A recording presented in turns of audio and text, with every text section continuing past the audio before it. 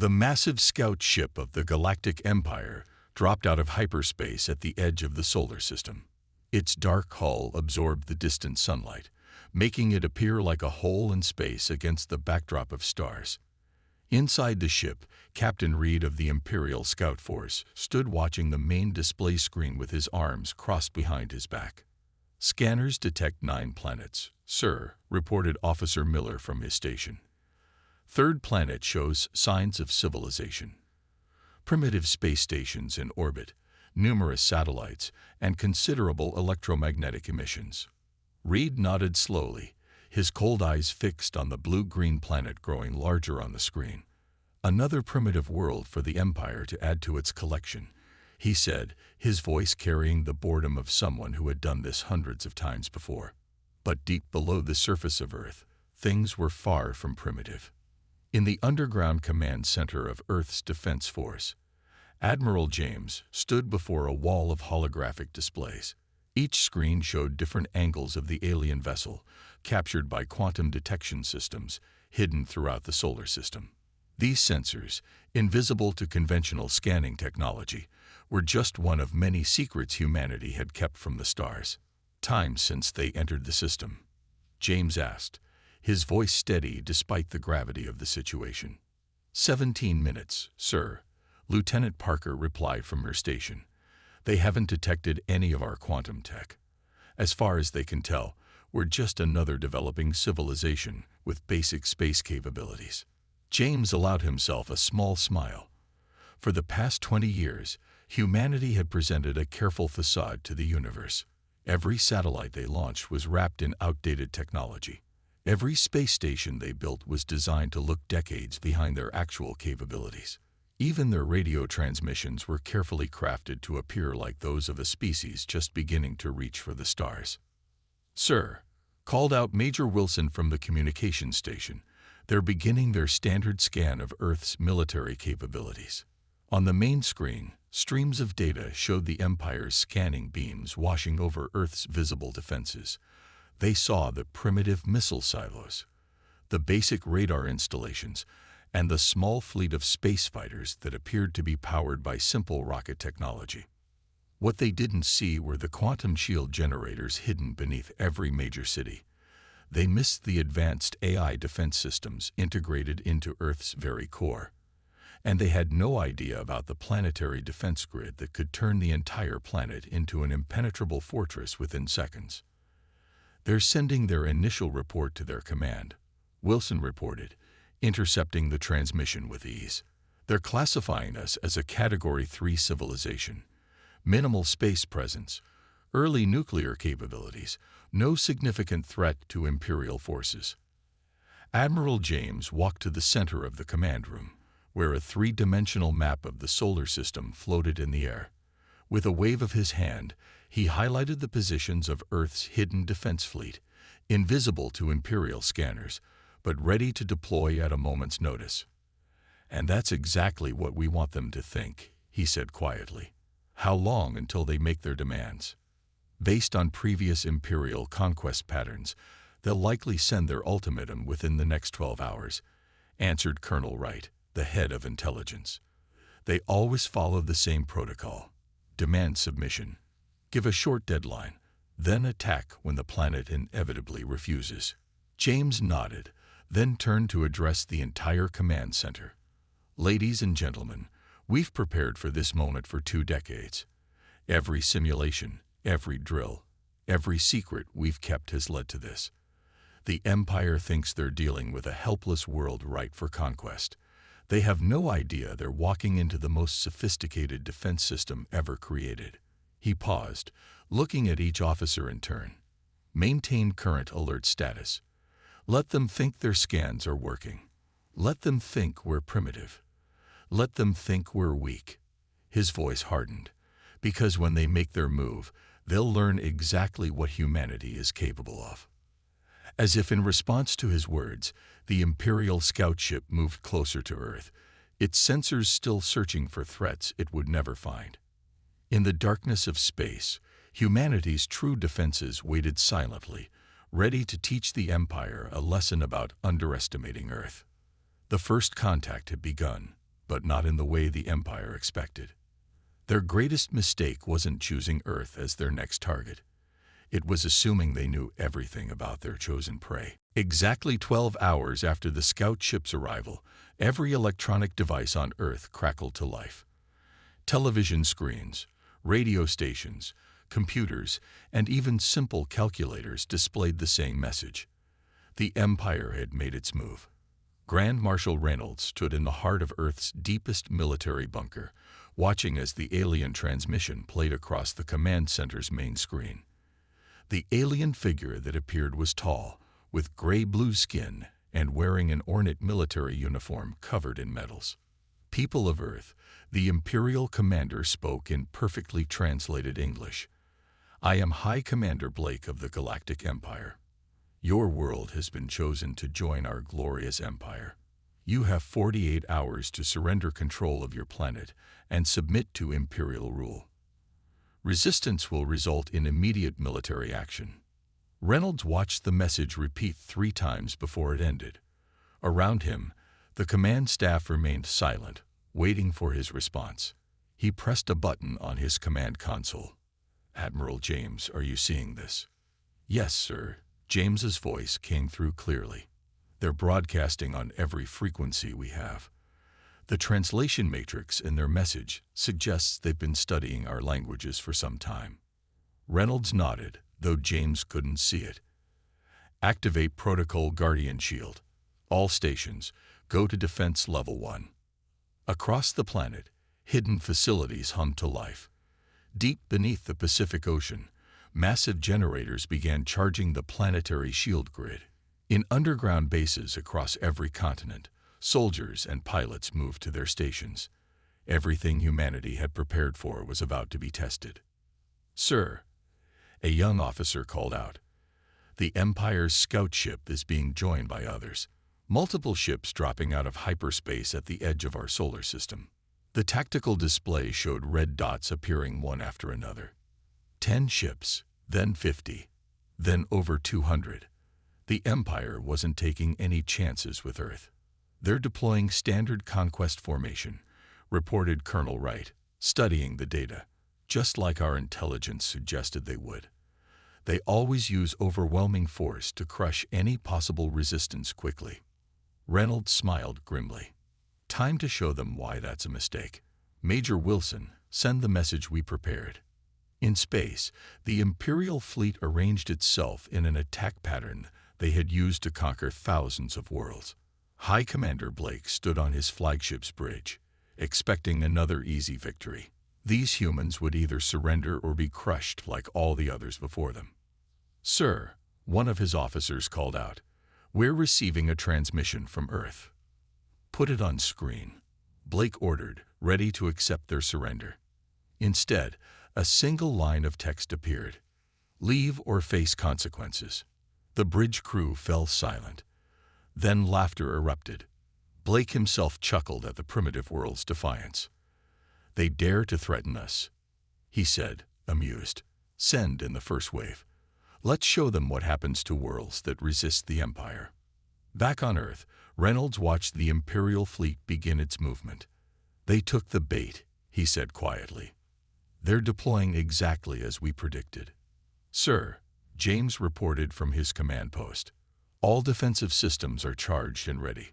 Quantum shields are at full power, but remaining invisible to their scans. The fleet is in position, cloaked, and waiting." Reynolds looked around the command center at the men and women who had trained for years for this moment. They all knew what was coming. They all knew what was at stake. "Let them come," he said firmly. "Let them think we're defenseless. Let them think their superior numbers and technology make them invincible." He paused, watching the Imperial ships move closer to Earth. "Because in about 6 hours, the Galactic Empire is going to learn a very important lesson about humanity." Above Earth, the Imperial fleet continued its advance, unaware that they were flying into the most sophisticated trap ever created. They had no idea that their easy conquest was about to become the biggest military disaster in Imperial history. The Empire had made its demand. Earth had given its warning. Now it was time to show the galaxy why you should never underestimate humans. 20 years earlier, in a secret facility beneath the Rocky Mountains, Dr. Thomas had made the discovery that would change humanity's future. As he stood in that same lab now, watching the Imperial fleet approach Earth, he remembered that day clearly. "Doctor," his assistant called from a nearby console, "all quantum shield generators are running at full power. The Empire still can't detect them." Thomas nodded, his gray hair catching the light from the holographic displays surrounding him. The old scientist touched a screen, bringing up an image of his original quantum manipulation device. It had been so small back then, barely able to power a light bulb. Now, similar but vastly improved devices powered Earth's entire defensive network. "Status report from all bases," he commanded. The main screen lit up with data from facilities hidden across the planet.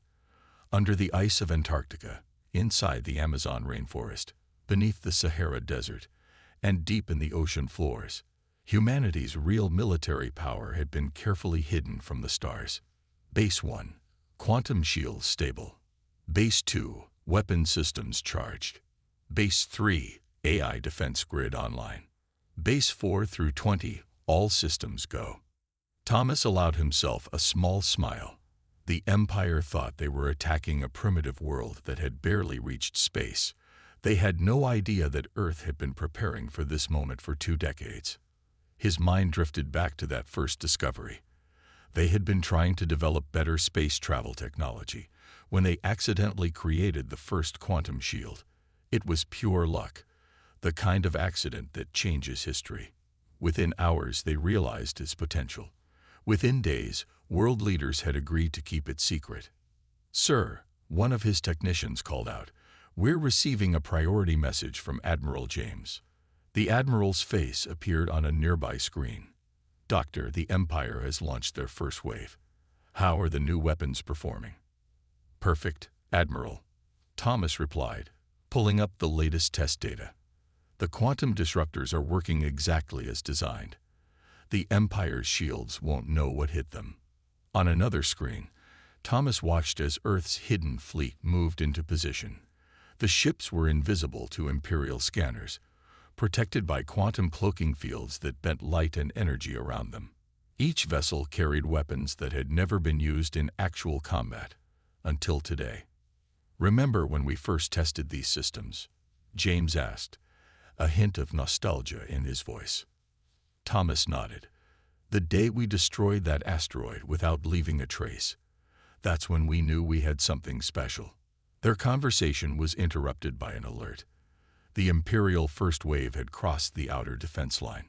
In less than an hour, they would be in range of Earth's weapons.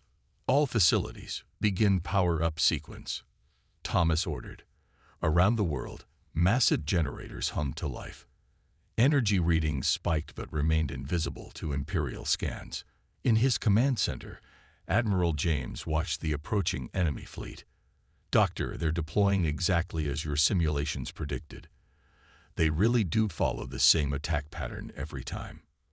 "Pride and overconfidence," Thomas replied. "They've conquered so many worlds, they don't think anyone could surprise them anymore." He paused, checking the final system readings. "Everything's ready, Admiral. 20 years of preparation is about to pay off." The Empire's first wave continued their approach, their sensors showing only a helpless planet with primitive defenses.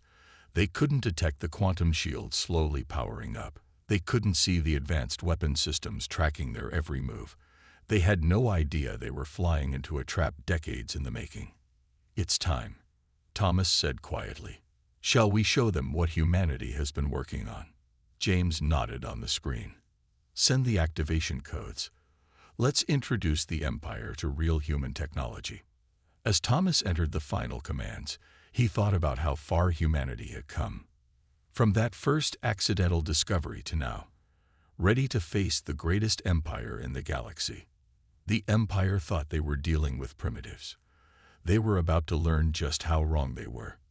Around Earth, invisible defenses waited silently.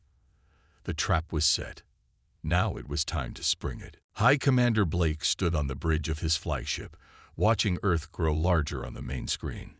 His first wave of ships moved steadily forward, ready to begin the attack that would add another world to the Empire's collection. "Sir," his communications officer called out, "we're receiving another message from Earth." Blake sighed. "More threats from the primitives. Put it on screen."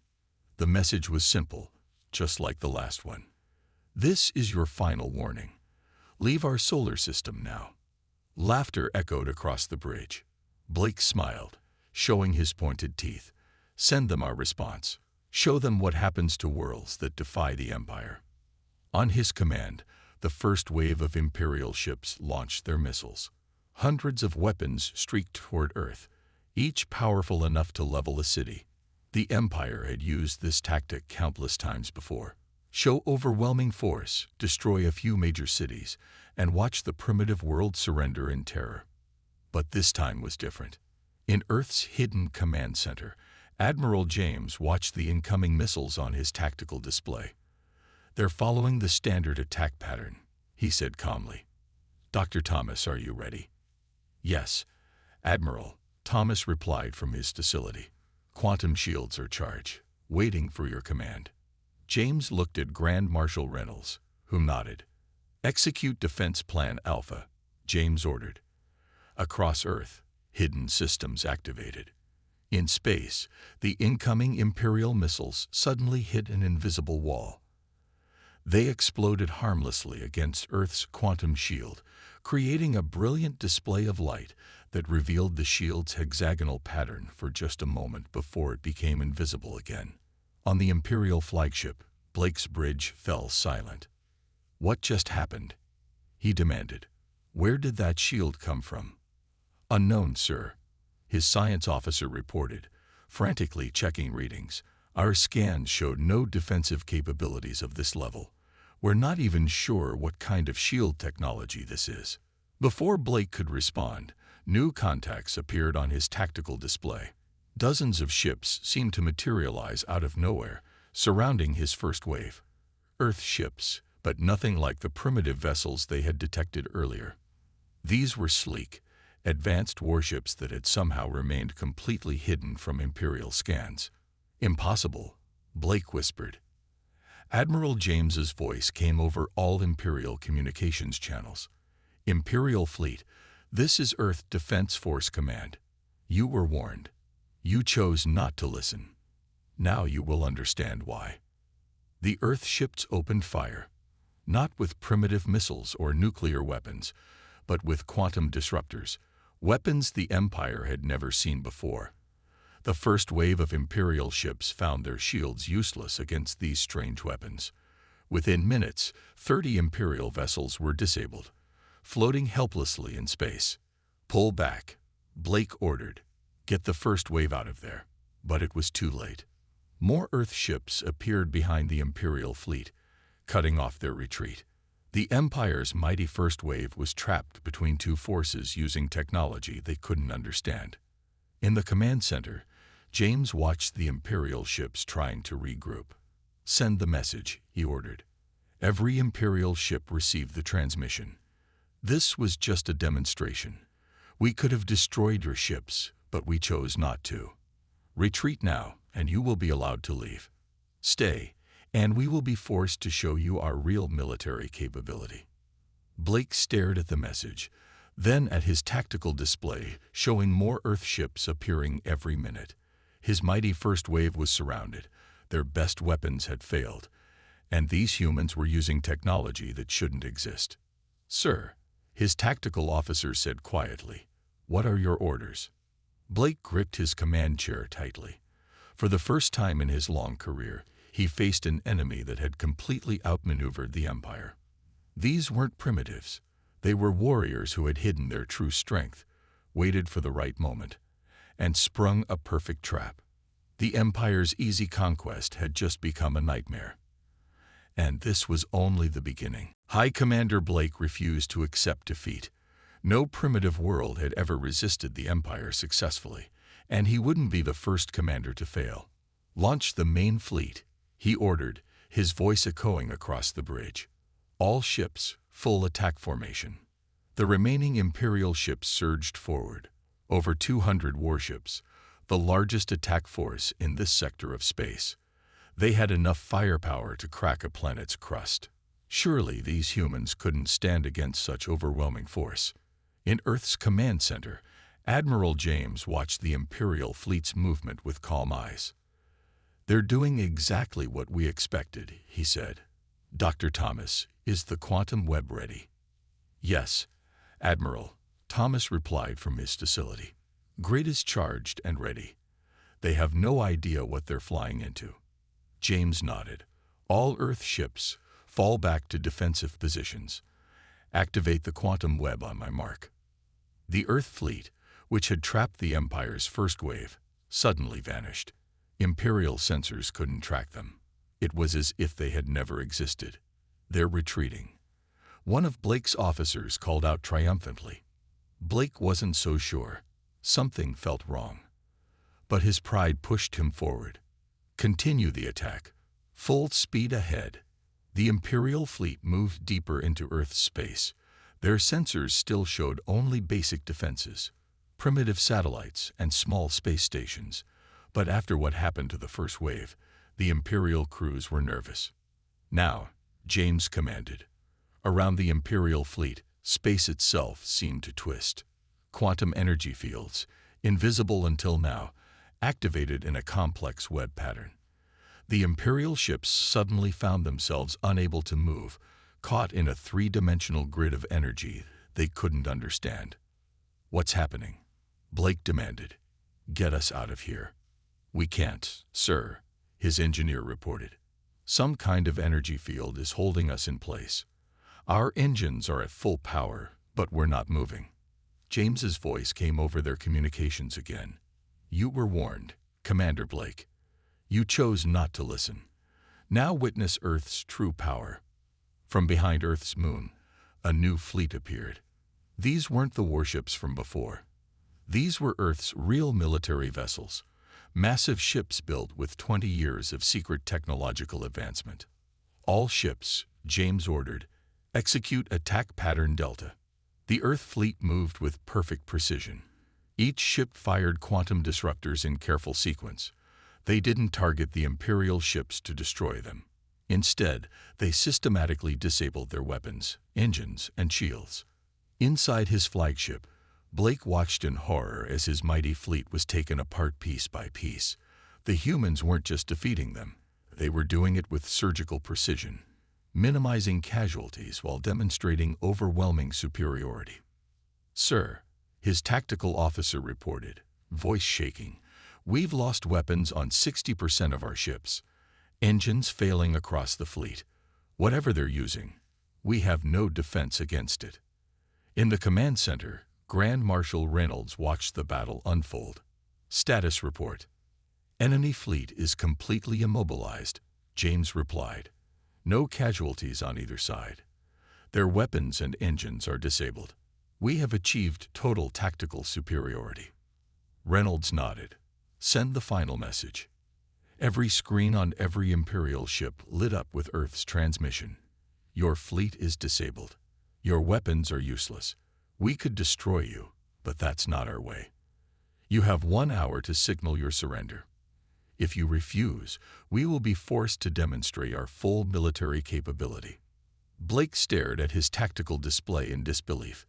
His mighty fleet hung helpless in space, caught in an invisible web, while Earth's ships moved freely around them. In less than an hour, humanity had done what no other species had managed in 1,000 years. They had defeated an Imperial attack force without losing a single ship. The Empire's greatest defeat was unfolding, and they still didn't understand how these primitives had managed it. Humanity's hidden strength had been revealed, and the galaxy would never be the same. The Imperial War Council gathered in their grand chamber on the Empire's capital world. 12 of the most powerful military leaders in the galaxy sat in stunned silence as they watched the battle recordings from Earth. "Impossible," one of the counselors whispered, watching Earth's quantum shields stop their most powerful weapons with ease. High Commander Blake stood before them, his proud posture broken by defeat. It was the first time in Imperial history that a commander had returned from a simple conquest, with his entire fleet disabled and his mission a complete failure. "Play it again," ordered the head counselor, his ancient eyes narrow with concern. The hologram showed the battle once more. They watched their first wave get trapped. They saw their main fleet caught in the quantum web. They witnessed their mighty warships rendered helpless by Earth's advanced technology. "How?" another counselor demanded. "How did we miss this?" Our scouts reported they were primitives. In Earth's command center, Admiral James and Dr. Thomas watched the Empire's internal communications with ease. Their quantum monitoring systems could breach any Imperial security. "They're finally starting to understand," Thomas said, studying the data from the War Council meeting. "They never imagined we could hide our true capabilities for so long." James nodded. 20 years of patience. 20 years of letting them think we were weak. It was worth every second to see their faces when we revealed our real power. Back in the Imperial War Council, the debate grew heated.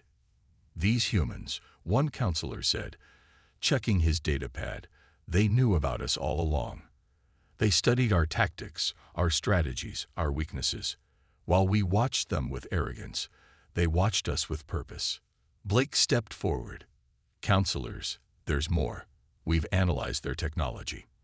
These quantum weapons and shields, they're beyond anything we've seen. They didn't just match our technology. They surpassed it." The chamber fell silent again. In 10,000 years of Imperial history, no species had ever surpassed their technology. They had always been the advanced ones, the conquerors, the superior force. "How many ships did we lose?" the head counselor asked quietly. "That's the most remarkable part," Blake replied. "None. They disabled our entire fleet without killing a single Imperial soldier. They showed power and mercy at the same time. It was humbling." On the main screen, they watched Earth's ships moving through space, their quantum drives leaving trails of blue energy. The Empire's best scientists still couldn't understand how they worked. "They're requesting to open diplomatic channels," announced one of the younger counselors. "They say they're willing to discuss peaceful relations as equals." Equals? Several counselors scoffed, but their protest lacked conviction. They had all seen the battle footage. In Earth's command center, Grand Marshal Reynolds joined James and Thomas at the main display. "The War Council is voting," Reynolds said, watching the Imperial transmission. "They're deciding whether to accept our offer of peace or try another attack." James smiled slightly. "They're not fools. They know we only showed them a fraction of our capabilities. If they attack again—" "They won't," Thomas interrupted, pointing to new data on his screen. "Look, they're powering down their remaining fleets. They're going to accept our terms." The quantum monitors showed the Imperial War Council reaching their decision. For the first time in their history, they would treat with a primitive world as equals. Earth's patience and planning had changed the galaxy's balance of power forever. "Send word to all Earth forces," Reynolds ordered. "Maintain defense positions but stand down from high alert. The Empire has learned its lesson." As the orders went out, James looked at the tactical display, showing the disabled Imperial fleets still hanging in Earth's quantum web. "Should we release their ships?" he asked. Reynolds nodded. "Yes. Let them return home. Let them tell everyone in the galaxy what happened when they underestimated Earth." The Empire's view of the universe had changed forever. They had come expecting to find primitives. Instead, they found humanity. Patient, prepared, and more powerful than they could have imagined. 1 month after the battle, Earth's delegation stood in the Imperial Palace's Grand Meeting Hall. Admiral James, Dr. Thomas, and Grand Marshal Reynolds represented humanity before the gathered representatives of 1,000 worlds. The Imperial Palace, with its towering crystal spires and ancient monuments to conquest, had never hosted a ceremony quite like this one. For the first time in its history, the Empire was signing a treaty of equals rather than terms of surrender. "This is a historic day," the head counselor announced to the assembled dignitaries. Today we welcome Earth not as subjects, but as partners in the galaxy. James watched the other alien species in the crowd whispering among themselves. Many have been conquered by the Empire over the centuries. Now they watched with amazement as humans, a species they'd never heard of before, stood as equals with their conquerors. "The treaty is ready," announced the Imperial Chancellor, holding up a crystalline tablet. "Earth will be recognized as a sovereign power, with all rights and privileges thereof. The Empire formally acknowledges Earth's space as protected territory." Dr. Thomas studied the alien technology around them with interest.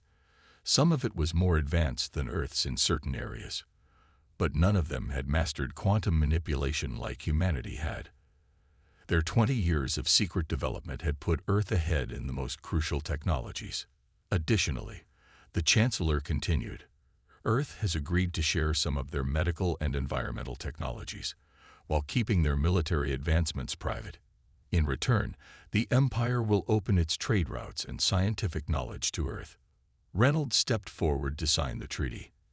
As he did, he remembered the day 20 years ago, when Earth's leaders had chosen to hide their technological progress. Many had disagreed with the plan, wanting to show their strength immediately, but patience had proven the better strategy. "Let this be remembered," Reynolds said to the gathered crowd, "not as the day Earth defeated an Imperial fleet, but as the day two great powers chose peace over conflict." The head counselor nodded in approval. The Empire had learned something from this encounter, something they have forgotten over their millennia of easy conquests. Sometimes, the greatest power lay in patience and wisdom, not just in weapons and ships. Back on Earth, crowds gathered in cities across the planet to watch the ceremony. The quantum shields that had protected them were visible now, their hexagonal patterns shimmering in the sunlight. There was no more need to hide their true capabilities.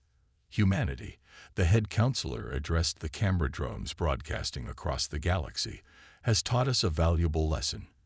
They showed us that true strength isn't just in weapons, but in how you choose to use them. They defeated our fleet not through destruction, but through precision and mercy." In Earth's command center, the staff watched the ceremony on their monitors while maintaining their vigilant watch over the planet. The quantum defense grid was still active, and the hidden fleets remained ready. Peace was good, but preparedness had served Earth well. "The galaxy enters a new age," the Chancellor declared, "one where Earth and the Empire work together. Our combined knowledge and capabilities will benefit all species." After the ceremony, James stood with Thomas on a balcony overlooking the Imperial capital city. Ships from 100 worlds flew between the massive buildings, their engines leaving trails in the purple sky. "Do you think we did the right thing?" Thomas asked. "Revealing ourselves like this?" James watched an Imperial ship fly past, its crew giving them a respectful nod. "Yes," he replied. "We showed them that humanity can be both powerful and merciful. That's a lesson this galaxy needed." As the two men looked out at the alien city, they knew Earth had changed the galaxy forever. Not through conquest or destruction, but through patience, preparation, and wisdom. They had turned a potential conquest into a partnership, and in doing so, had written a new chapter in both human and imperial history. The Empire had set its sights on Earth, expecting an easy conquest. Instead, they found equals who would help reshape the galaxy's future.